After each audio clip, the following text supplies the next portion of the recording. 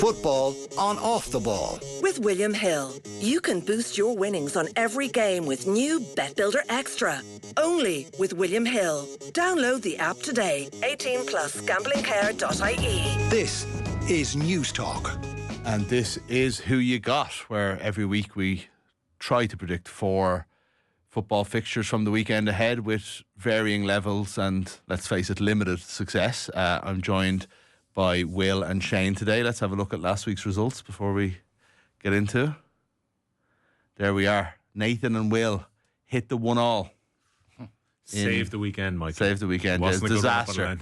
So Nathan gets 5 points overall. He somehow got some other result. Will gets 4 points. He got the Arsenal Manchester United 1-1 draw, and the rest of us all got a single solitary point. Let's see the overall table. And it is Will stretching out his lead at the top to 6 points now over myself. I had closed somewhat.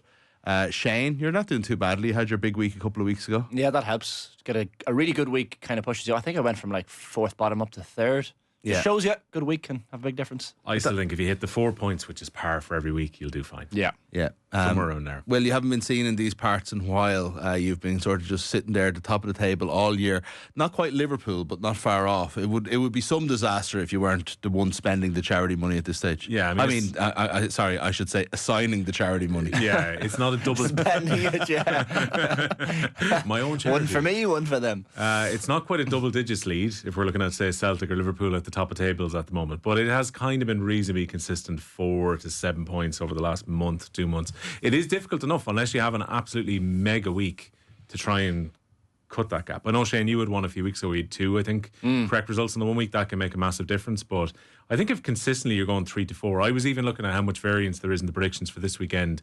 A lot of us are going for roughly the same results along the way. So It's all about the exact scores, isn't it? it is. And whether someone is maybe going to have the intestinal fortitude to go for something wild at times. Well, and there's a few on we'll this come week. on to some Ger Gilroy picks in a couple of minutes, but as we always do, it's a kind of an eclectic group actually this week of games. Only one game from the Premier League. It's Cup Final week, League Cup Final week. We've got both League Cup finals, and we have an Old Firm derby in a league that's already decided. But I think we're going to start with our one Premier League game, and that is Arsenal versus Chelsea, London derby, Sunday. Live here on Off the Ball, Shane? It is indeed. Yeah. The only game 1:30 kick-off on Sunday, yeah. There you go. Shane loves League Cup final day. He has to fill more of the show. What are we looking at here? Colm is going for an Arsenal win. Owen, Ger, both for 0-0 draws, strangely. I've also gone for a draw, 1-1, as is Kathleen. And Will, you've gone for a 2-2 draw. So that will all be about exact scores. Colm, who else? Colm, Nathan, Phil and Shane have gone for an Arsenal win, with only John going for Chelsea. Shane, why do you think Arsenal are going to do it this week? Yeah, but I suppose all the concern was that they don't have a centre forward once all those injuries started rolling in, and Mikel Merino has done fairly okay. And then you see the game against PSV, albeit PSV Eindhoven aren't exactly the world's most stellar opposition, the easiest draw they could have got in the Champions League, but banged in the goals, 9 across the 2 legs. You'd have some concern their performance at Old Trafford last weekend in that draw. Like, they really weren't great. United looked like a pretty solid team, especially in that second half against them. And this is a United team that's way down the table. So I don't know. Like, Arteta has the attitude about him and the swagger, and yet he walks out of the interview early after the game last weekend when the gap between themselves and Liverpool is brought up. He's the most easily rattled man in all of football. It's getting to him completely. Yeah. He knows the title race is over. We all know the title race is over, and yet now you're looking at the teams behind. Like, will Arsenal finish 3rd or 4th in a 2-horse race this season? Like, the 4 points separate them from Forest, and there's a lot of those teams battling for those 4th and 5th places in the league.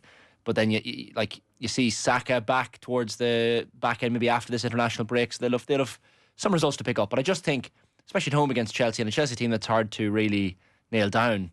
I was going to say the Europa Conference League is a distraction for Chelsea, but it's not really. I mean, they could put out their different teams, reserve team and win it. But I just think a home win here is the wisest option. Chelsea's form has been shocking, though. Like, I've gone from them for a draw because I don't trust Arsenal to beat teams that aren't as good as them at the moment in the way they didn't beat Manchester United. I know the PSV game is an outlier, but it was an outlier. Like it was everything clicked for them in that first leg, and obviously they scored a couple this week as well. But I thought the United game was more true to the form that they've been in at the moment, where they're just knocking on doors and not really too imaginatively anymore. I think their confidence is through the floor. Like it is like, oh, they don't have a centre forward, but that narrative has been played in. And as I've said all season, Arteta seems to me like a negative energy guy. Now, maybe that's unfair, but I'm literally just going by what I see from him post-match and so on. It's like, oh, all our players are injured, or we have it more unfair than everybody else. And, excuses. Do you know what I mean? And it's just always like, well, what are we supposed to do? Our players are injured. Him and Ange, the two that are, like, ironically, the two worst at it, and now it's kind of like, it's not really him with the we don't have a centre forward, but that's the narrative around the club. Like, what are we supposed to do? And it's just like, well, that's no excuse for the rest of you being poor, or the rest playing badly, or not having any imagination, or it's not as if, like, they can't adjust or play with what they have. So they kind of frustrate me in that regard, I have to say. But in terms of predictions, you have to say it's hard to back them to beat someone. Yeah. It's a creativity issue as well, Mick, that goes beyond not having a striker. Like, realistically, they're not getting enough output, particularly from the left side of their attack. We know that since Bukayo Saka has gone, they'd have issues in the right, and then you're relying on a teenager to provide all of the spark from that side. I think Odegaard really, since the turn of the year, hasn't been the Odegaard of last season when it comes to his creativity and output as well. And they struggle to break down teams who do what Manchester United did last week, which was defend in a very solid way and defend deeply. I don't think Chelsea are going to go in the same manner, but I think it's not without consideration that Chelsea have won their last 6 league games against Arsenal. Arsenal have got a very good record against this Chelsea team. Yeah. And if we're going to say that Arsenal are short of a number 9, Chelsea have got that exact problem as well since Nicholas Jackson got injured. It's affected Cole Palmer's form too, because I think he's trying to do too much now in the final third, and he doesn't have a player who's stretching the play for him in front. And he missed a penalty. I know, it's the rarest of all things, yeah. What do you think about Chelsea? Like, the 4 wins in a row because they've played Southampton at home, Leicester at home, and it was Copenhagen, wasn't it? Yeah, in the 2 legs of the Conference League. So, like, obviously that's an unbelievable run. When you're on a terrible run of form, you get your confidence back and you go through that. I don't know if they've been overly impressive in even any of those games. Even the 4-0 against Southampton looked ropey when it was 0 in the time when it was 0-0. But you go on that gives you a narrative to go into the dressing room and say, right, real fixtures to come, but we've put ourselves in a good position to win that tournament, to qualify for the Champions League. We just have to, forget about what came in the month before. Look at what we've done in the last 3 weeks. Yeah. And, like, you have to remember as well that they've been unlucky with injuries as well. Jackson Madueke will be back. I'm sick of listening to teams about injuries. Everybody's injured. That negative energy thing is very interesting, because Chelsea have nearly 60 players though, Shane. Well, that's a fair point. But, like, it's the same in GA terms. Like, when I'm listening to GA post-match interviews recently, and you're hearing certain managers giving out about the rules left, right and centre, you'd be so glad not to be from a county that for whom their manager is giving out about these, because you're like, that's so negative. Everyone has to deal with it. It's the same, like, Galway had so many injuries last year. Poor Joyce never mentioned it once, really, and he could have, and they got to an All-Ireland final. But it's the same with Arteta. It's such a negative circle of crap that he comes out with all the time. And even if they win a game, maybe it's the Pep, I don't know, impact on him, that sometimes there's always a focus on the what went wrong rather than the what went right. But I would be exhausted if I was an Arsenal fan. Whereas from a Chelsea perspective, Maresca's just a more, I don't know, bubbly is the right word, but he's certainly a more, I guess, down-to-earth character, and he's less robotic maybe, and that probably has an impact on the players as well. Like, Cole Palmer is bound to hit a bit of form between now and the end of the season, you would imagine. Like, that lull, I said it on the show last week, the lull could actually play into his hands. You cannot keep that continuum up. I was going to say you cannot keep that up for the entire season. Mo Salah is someone who obviously has, but I don't know. Like, Chelsea will still have a role to play in between this end of the season and between now and the end of the season. I just don't think it's going to be this weekend. They're looking over their shoulder though as well, because of just the way that things are bunched from 9th basically up to 4th at the moment. Top 5 is going to get Champions League for next season, but if any team has a run really over the last 9 or 10 games, potentially if Chelsea do dip off, they're at risk of not finishing inside the top 5. Oh, they're a huge risk of it. I wouldn't favour them. I think people are throwing them in because they're Chelsea. If you look at the, and there's an assumption always with the big 6 clubs, if they're thereabouts, that they'll get the job done. And I don't think that's based on the form they've had over the last 3 or 4 months. I think that's a rich assumption. Yeah. I think that Brighton are in much better form than them. I think that Forest clearly are. Forest, but I think Forest now look like they're going to be steady between now and the end of the season. Why would you assume that Brighton are going to fall off? They've had their kind of weak period. They look stronger than ever at the moment. You know what I mean? And there's loads of clubs around there. Villa will definitely. I think Villa have a run in them. We'll see. The Champions League could affect them, but they've been tighter. They had the away win at Brentford last week was huge because it was the first time they kind of like knuckled down and grinded out an away performance with a clean sheet and so on. So I think there's a renewed focus there, and there's just plenty of clubs around them. And Man City, I think they're the ones you can assume with. I think they'll continue not to be great and pick up enough points to be third, fourth or fifth at the end of the season. And you're saying Forest are one of those, and Arsenal, obviously, we're writing them into certainly Champions League at least. So that leaves one spot. I don't think it's guaranteed Chelsea at all. Yeah. Or not even that it's like they're in danger of dropping out. I think they're one of a few that are playing for the same position. Yeah, I think I'm happy to put City as complete bankers to be inside that top five. I think they finished the season as strongly. I think they probably win the FA Cup. I think they reflect on the season. Look at Villa look at the Champions League, of course. But I think they'll Cup double. I think they'll finish the season reasonably strongly. Not the emphatic way they have in recent years, but enough to finish in the top five. And what we've seen from Nottingham Forest, and even what we saw last week with the way they played against Manchester City, it's very well documented how good the record is against the teams in the bottom half. I think Forest pick up enough points. It's funny on Forest, right? Last week, watching them against City last Saturday, and I'm thinking, right, that's them in. That's the win. They're not going to slip from here. And I'm in like a newish last man standing. Right. And like used Chelsea last week against Leicester, and obviously Liverpool aren't playing this week, and you kind of go, and there isn't really an obvious one this week with the Premier League fixtures because there's only 8 fixtures, and Man United, Leicester. Forest are away to Man United to Leicester. I wouldn't be. Yeah, I'd be down to a few teams before I'm banking on Manchester United. But Forest against Ipswich were the overwhelming one, and I just couldn't pull the trigger on it. Yeah. And there is that problem with Forest is until we see them for 2-3 years, we're almost not going to trust them. But it's probably unfair. No, 100%. It's all built into all of us, Shane. Just when you're mentioning Villa there as well, would you, as a Villa, I had this conversation with someone the other day. As a Villa fan, would you prefer to get to the Champions League final and lose, but have the whole build up and the aura, or win the FA Cup? Oh, it's a trophy. It's an unusual Sophie. Oh, I thought you were going to go qualify for the Champions League. Yeah. Like ultimately getting to the Champions League final would be a bigger deal. I might prefer winning the FA Cup, I have to say. Just because it's silverware. I think there's something to. They've never won the FA Cup in my lifetime. Yeah. They've lost finals in my lifetime. Fair enough, not European ones, but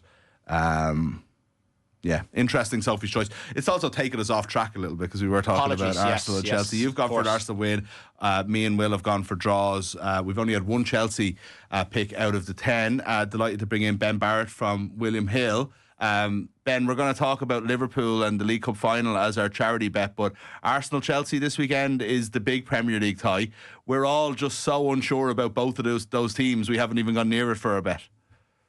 It's really weird, isn't it? A very good afternoon to you all, by the way. Yeah, I was sat here just nodding along, listening to your chat, saying, I can't trust Chelsea away from home either. They haven't won away from home since they beat Spurs in that 4-3 game, the other side of Christmas now, that was. And yeah, they are on a good little winning streak, but it's also much lesser opposition for Chelsea. Arsenal are 4-5 at home. I think that's probably about right. I agree, the draw looks really stand out here at 27-10. Chelsea are 100-30 to get the win. I was trying to find a way into this because I, like you guys, don't really think about the outright result. I can see a scrappy 1-0 each way. I can see a draw. It's difficult. I was surprised at just how well Declan Rice had done. And you've talked about that lack of goals at the moment, that lack of firepower. He's got a couple in a row now, both in the European competition and, of course, domestically. But he's also picking up assists. He's getting booked. He's clearly taking on a bit of a senior role, an ex-West Ham man against Chelsea as well. I like the idea that Declan Rice gets involved in this game in some way, shape or form. If I was playing, I'm going Declan Rice to score or assists at 21-10. I just think he's going to be heavily involved in an Arsenal side that doesn't really know how it's going about things going forward. Chelsea fan Declan Rice as well. He was probably going to be on quite a few of the set pieces. I think there's even an argument that he should probably be taking the free kicks. He might be their best free kick taker now. Yeah, too. fair enough. Yeah, fair enough. Another one of those guys that you can put on an 11 of people that Chelsea released as a kid.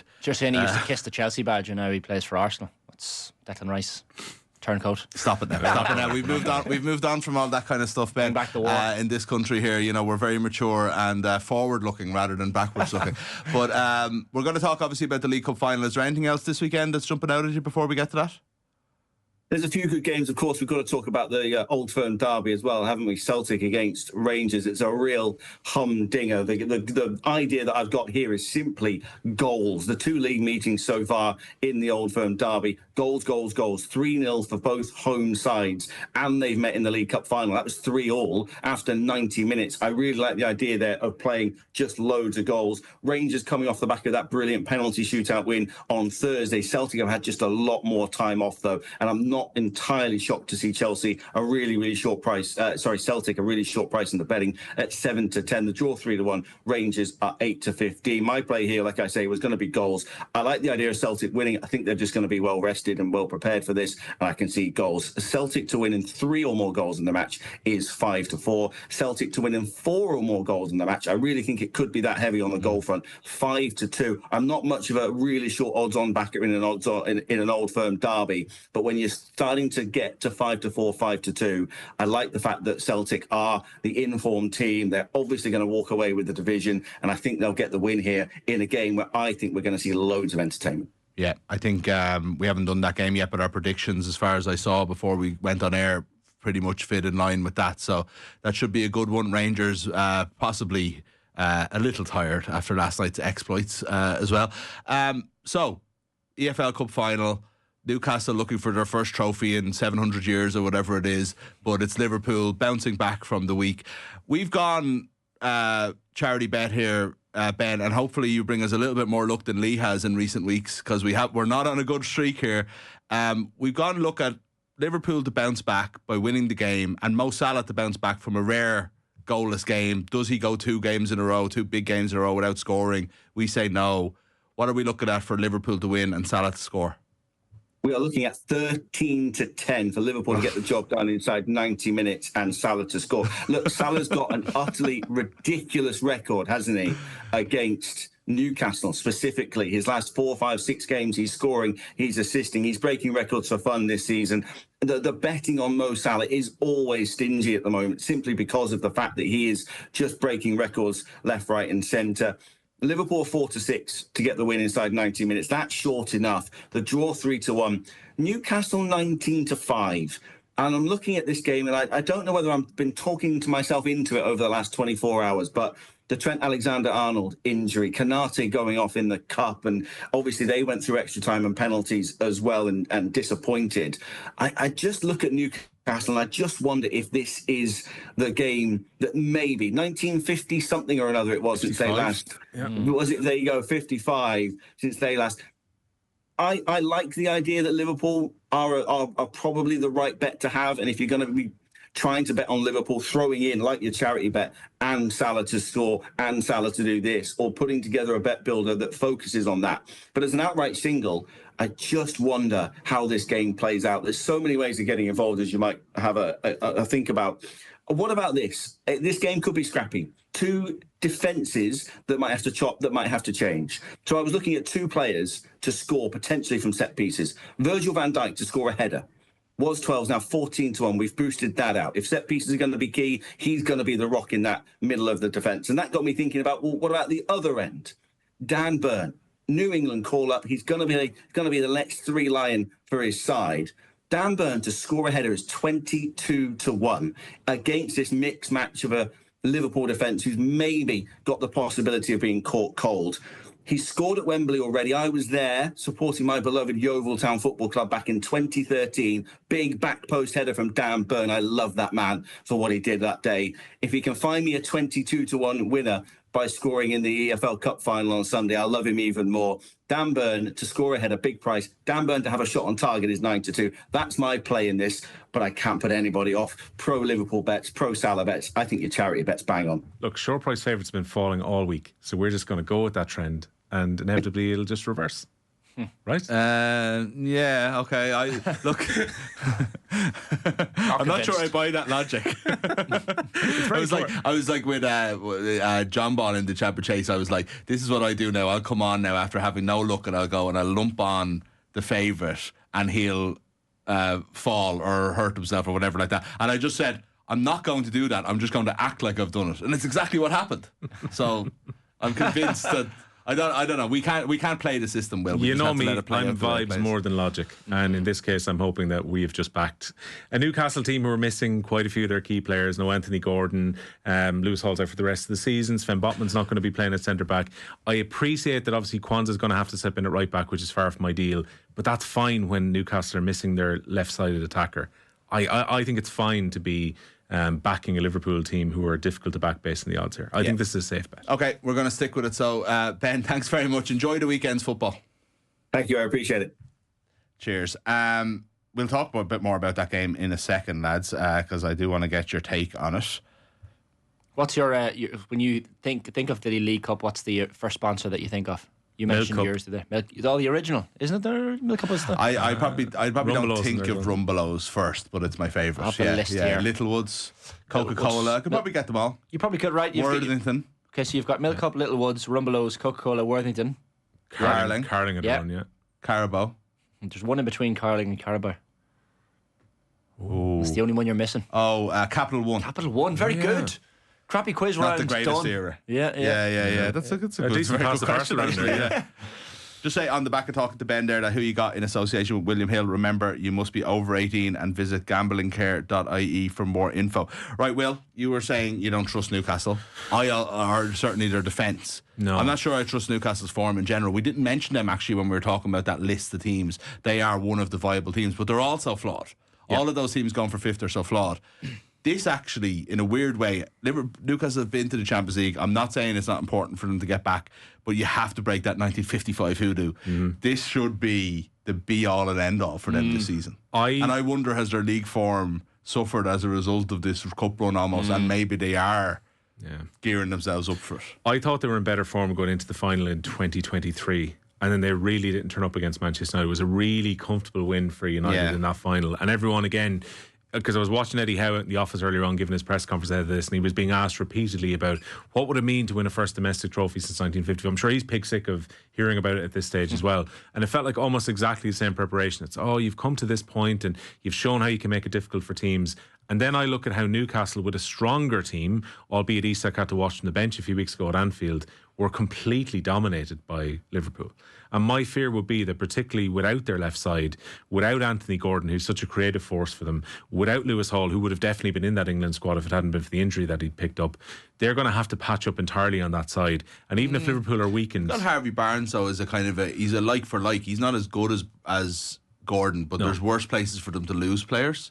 There's not worse players for them to lose, if that makes sense. But I wouldn't say positionally it's much of an issue. No, and I think missing Isak was probably the biggest issue that they've had in recent weeks. Exactly, yeah. And he's irreplaceable. And he's even come back and he's not looked 100% at the form he was at before he picked up the injury as well. So I'm not sure. They've said they've been managing his fitness and managing this knock. He's going to be able to play.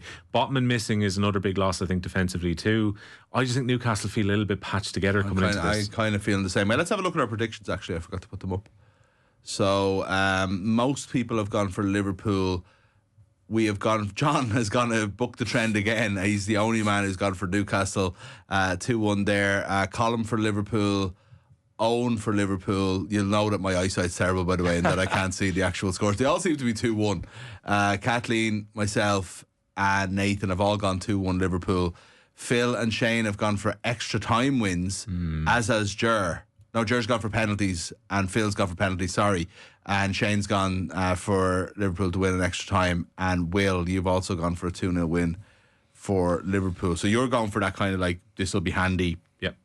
Same as it was in the league a few weeks ago. A comfortable 2-0 win. What are you thinking? Yeah, I just said extra time essentially because often with these cup finals, and you kind of saw it in the Champions League midweek as well, there's a lot of nerves and it kind of peters out towards extra time. It almost feels like a game's going to go to penalties from 70th minute onwards kind of thing. Both these teams will be nervous. Liverpool will want to address what happened during the week. You kind of felt Liverpool were going to lose that penalty shootout before the penalties even started. I know they lost the two tosses for the ends and for taking first, but there's just something about the atmosphere in Anfield. Donnarumma as well is the one goalkeeper you want to have between the six and the penalty shootout. It was Nunes when he walked up. Like, oh yeah, you knew he was missing. It's such an easy thing to say in retrospect, and we were all saying at the time, but it's like there's players that every single one of those PSG players you just felt were just going to hold their nerve and bury it. And Núñez, you're thinking, this guy has 10 million things going on in his head. His career at Liverpool has been a borderline disaster. Everything that could go wrong has gone wrong, and now's my chance. So he's putting too much pressure on himself. He was always going to miss it. Yeah. You know, and it's just, and as you said, Donnarumma, an amazing penalty shootout goalkeeper. But some questions this week as to Liverpool. Some Liverpool fans, some independent analysts thinking, how good have we really been? You know, I think massively unfairly. I think what Liverpool have done best this year is dog out results. But it's not the only thing they've done. They've been superb at times as well, but you have to do both to win a league, and maybe the dogging out of results has been the highlight, or has been the majority. But I think they have been good. I would be slightly concerned that they put in 2 rather poor performances against PSG. Yeah, PSG probably the better team over the two PSG legs. were way better team. They were far better in Paris. It was probably, you know, on points they lose in Paris and probably a draw at Anfield. Yeah. You would expect Liverpool to win any game on points at Anfield. So for me, that would be a slight concern.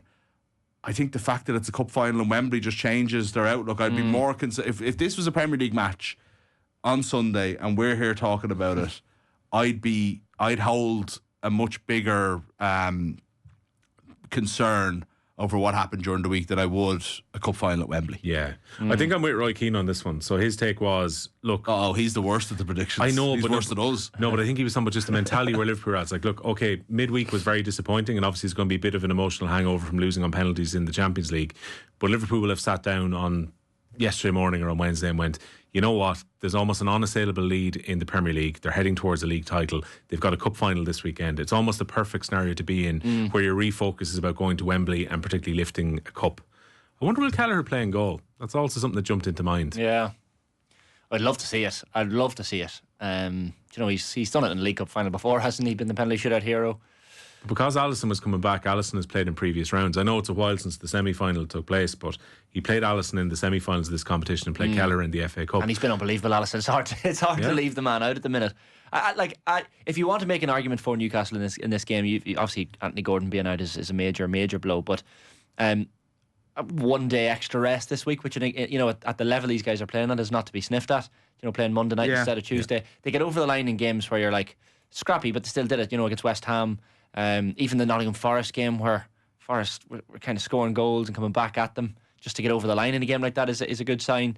So you can make an argument for Newcastle, and yes, that weight of history, you can either falter because it's been so long since they won a trophy, or you can lean into it and use it as your why. But I just, it's really hard to see. And like, by the way, what a season for Arne Slot as a first season. Even though they got knocked out of the Champions League, and that's a massive blow, and losing to Plymouth in the FA Cup is a blow, winning the Carabao Cup and winning the Premier League in winning first 2 year in charge is ridiculous. Huge. Look, it's a hard game to call. I've gone for Liverpool after extra time. I feel like it's going to be a decent game as well. Just on Trent Alexander-Arnold, he hasn't played his last game for Liverpool. Arne Slot was saying earlier today he will play before the end of the season, but definitely won't play this weekend. And what's the story with Canade? Is he okay? Wasn't sure whether Canade would be available for this weekend. If Canade is not fit, your right centre back and your right back are both. They're in a bit of trouble then, and you have to think, like, I don't even know what fits in. Does Endo come in and play centre back? I don't know. He has played a bit there. This isn't the type of opposition you want to be playing him against, and you want him to be the closer when you're ahead in the game. Joe Gomez could maybe go in there, the most versatile defender they have in the squad. I think he's touch and go about this weekend. Do you risk bringing him straight back into the team? I don't know. Ooh, after a long-term hamstring injury, it's not ideal. Okay. We'll see what happens on Sunday. That's at 4:30. Shane's not allowed to show that game live or play that game live. So no, we'll have pay-per-view or something. Loads of GA. Loads of great stuff. By the way, what a Sunday of football with the way that it works out. So you've got the Old Firm early on, you've got the EFL Cup final. The United Leicester game. Surely Chelsea. You're not getting... Only United fans will be worried about that. United Leicester, forget about that late kickoff. You've got Atletico Madrid off the back of what happened midweek, and them in the Champions League playing Barcelona. First against third in the league as well. It's a really hot day. I'm actually off this weekend. I'm at a stag in Derry tomorrow. So back to Monaghan for the unofficial day 2 on Sunday, into the pub, and that day of sport, it's going to be hit in a big way. I mean, it's who are Monaghan playing? Monaghan playing Meath in a winner takes all potentially. Promotion to Division 1, hate each other. Tommy Rooney derby. Tommy went to school in Monaghan, so it was all about it. Who books a stag on St Patrick's weekend? That's a 3-day stag, isn't it? Guaranteed. Yeah, probably. Fair point. Yeah, well, I have a child now, so I don't think I'll be allowed out for 3 days. But He'll just take the I'll try. 2.5. Yeah. Okay, let's go on to our next game, which is Old Firm or the women's. Old Firm derby. Celtic and Rangers. Celtic, including a 6-1 from Ger Gilroy, a 4-1 from Nathan, 4-2 from you, Shane. Is there any other high scores there? My eyesight is not allowing me to see it. I've gone 3-0 here, I think, as far as I remember. I've gone 2-0, which is a bit low, but it looks so. Rangers won, lost 2-0 last night, won on penalties against Jose Mourinho's Fenerbahce. They're through to the quarterfinals of the Europa League. But like in the league have been horrendous, but did beat Celtic already once this year. Back in January, Celtic are kind of on easy street, or Kasper Schmeichel when he was on with the overlap talking about back to only playing one game a week and it almost being weird. And you do wonder if the focus drifts a little bit at this time of year when you've already won the league. There's nothing else really to play for. So it's the Cup, obviously. Yeah, so they're obviously 16 clear. They beat Hibs in the Cup, which is the last game they've played. As Ben was saying earlier on, that's given them a much longer break than Rangers having to play midweek and also go all the way against Fenerbahce, which is going to be a disadvantage to them. Saying that, I don't think any of us saw the 3-0 win that happened for Rangers a couple of months ago. I'm pretty sure we sat in the studio and thought Celtic are just going to go there and clean them, and they're so far ahead at this stage. Obviously, we've had a change in management with Philippe Clement making way for Rangers legend Barry Ferguson, who is now in charge. I would think that everything from Rangers' point of view from here on out is trying to have this run in the Europa League. I think trying to beat Athletic Bilbao, who are trying to qualify for a home final, is going to be incredibly difficult in a quarter. But Rangers have done really well, I think, to get to the last 8 in the competition. When you consider how poor and patchy their domestic form has been and the points they've dropped on weekends where you would have expected a win for Rangers, I can't see them going to Celtic Park and winning. But I'm also not 100% sure about this massive goal fest. What's your feeling about the goal fest? Ben kind of filled me with a little bit more confidence there in the goal fest. He was kind of looking at talking us through a few of the stats. I just feel like certainly that Old Firm derbies tend to be a little bit mental sometimes. Players get caught up in the whole. They got caught up in the whole event, and I feel I've gone for 4-2. I feel like 4-2 has been a score before in Old Firm derbies of recent years. There just always tends to be a lot of goals. Like you see that Rangers team as well, and even Mourinho said before the match the other night, we're a much better team than Rangers. We should be getting through this game, and that was with a 3-1 deficit from the first game, and he was nearly correct. Fenerbahce were the better team last night for sure. James Tavernier was brilliant, and Butland was very good. They were up until a certain point, and then I thought Rangers, once they kind of shored it up after half time, I did. It was kind of channel hopping between them all, and obviously saw extra time and stuff. But what I saw of the second half was Rangers completely just adapted to what they needed to do, and almost never looked like really conceded the third then. So you kind of think, right, that's not a bad play from an interim manager. And I think one thing on what you say about their focus being the Europa League, and of course it will be on the season, but this isn't like, some Dutch manager they've brought in who doesn't know about the league. This is like Barry Ferguson, Alan McGregor and all these boys. Like the Avengers. They're not going to go to Celtic Park thinking this doesn't matter. This doesn't matter. And they're going to have them all amped up, and that could go wrong. And I kind of think it will, ultimately, because I don't think they'll have the legs, and I think they'll probably be too amped up. And Celtic, as I said before, their focus might drift a little bit as the season goes on.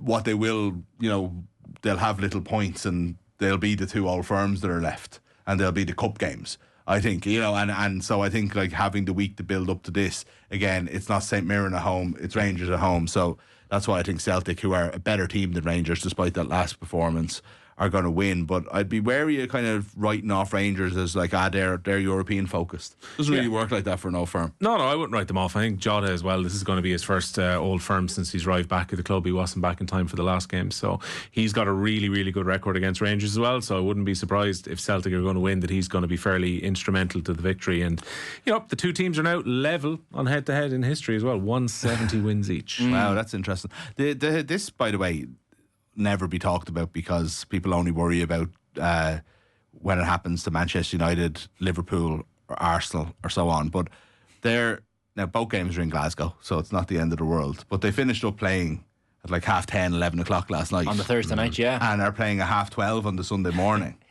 It's a joke. Imagine Jurgen Klopp, but he'd give out about that. Like I don't think many people listening are going to have too much sympathy for Rangers, but just from an objective point of view, that's a joke. Yeah. And obviously from a safety perspective, they probably feel like they have to put the Old Firm early. That's just police not wanting to do their job. Yeah. Isn't it though? Yeah, like I don't know what impact it would have. Well, You can't just say we're only allowed to play this match if we play it, before the pubs open. would it make a massive difference having it at 3 o'clock, say, on a Saturday? So it's only 2.5 hours later. Does it really matter? Well, it has to be Sunday. Sunday. Or sorry, Sunday, of course. Yeah. The TV slot may well come into it as well, just given that it was going to be on the Sunday. I'm just saying. But no, I do take Mick's point. Jurgen Klopp wouldn't be taking this. No. Or he'd complain about it before and after. I see where you're coming from at Rangers, and it's hard to discount them given the performances they've put in. But Celtic's home record against Rangers of late has been ridiculous. I think of the last 8, they've maybe won like 5, drawn a few as well. They've never won 6 in a row at home. The Rangers in the league, which could be broken this weekend. But I'm happy to discount them. Celtic are going we've all clearly discounted them. Everyone went for Celtic. Even John Duggan, the naysayer, went for Celtic. Let's see how we're looking at the newly sponsored EFL or League Cup final women's, which is now not sponsored by Conti anymore. Yeah. So it's no fun. Subway, isn't it? Yeah. Bit of a change here. This is Manchester City versus Chelsea, by the way, in the League Cup final. The first of them playing for 4 games in a row. These two teams, which is kind of bananas. Chelsea, unsurprisingly, I suppose, have got all the results, but 3 of them have been after extra time. All 3. This is Ger, Kathleen, and Will going for Chelsea to win in extra time and not wait till penalties, which is kind of interesting. And the rest of us have all gone for Chelsea to win. Look, Man City probably haven't been the team they were expected to be this year. Chelsea, on the back of changing their manager, the possible end of an era and so on, hasn't manifested. They've arguably been better than they've been in the last 4 or 5 years. And so, us predicting this game, you all, like Liverpool over Newcastle, you just have to pick Chelsea. Yeah, but you just have to pick them. What's also bizarre, so how many times do you hear a manager being sacked after they have won a game, particularly to win a cup game? Yeah. Which is what happened with Gareth Taylor last week. Yeah, and I suppose that was the end of the season, so there was kind of a natural end to it. But this is a business end of the season, and silverware on the line for Manchester City, and they've decided, effectively, was it Monday? I think the sacking happened, and then Nick Cushing has come in as interim manager for this game and for the rest of the season. It did seem a bit bizarre. They had just won an FA Cup quarter final at the weekend just gone by, and they made the change. Well, it was Villa, wasn't it, that they beat? Yeah, their WSL position obviously justifies it. They're 12 points behind Chelsea. I think that decision was made, it was ready to go for this week, but it's made before that match. That match wouldn't have come into it. That's a match that they're expected to win with nobody in charge. The form Villa have been in this year, to be honest. But so I look, those things just have to happen. They've got the biggest 4 weeks, the 4 weeks that could redefine their season coming up, or 3 weeks, I suppose it is, of 4 games that could redefine their season if they get the better of Chelsea, this week, and obviously in the 2 legs. Great, their season is saved. You just got to make a call. From what I have heard, and I'm not an expert on the situation, it's been a long time coming. It wasn't a bad decision. He was in charge for almost 5 years as well, so they know exactly what they were getting. But it feels like this season has very much got away. Yeah, big time. Yeah. And the 2 major trophies they won before, in the rearview mirror with the way they've gone this season. So you can understand Chelsea got the better of City when they met in the league earlier this season as well. It was a 2-0 win, a reasonably comfortable one for Chelsea within that. So I was very tempted to go for Chelsea to win this inside the 90 minutes, but I think this might actually be a reasonably tight game. And I'm not going to lie, from a purely game point of view, I was just so tempted by the 1 bonus point for going for extra time. I know, yeah. I was thinking about the EFL Cup final as well, but I do think Liverpool get the job done. You don't need the bonus point. I got it for the Fulham United game a couple of weeks ago. I wonder, and this is probably a better conversation to have maybe next week when Kathleen is back here, but City not taking a step forward this year, United taking a step forward but from a position further back, Liverpool not really making any great gains, and Arsenal will always be thereabouts, but very inconsistent this year. And Chelsea actually taking a step forward.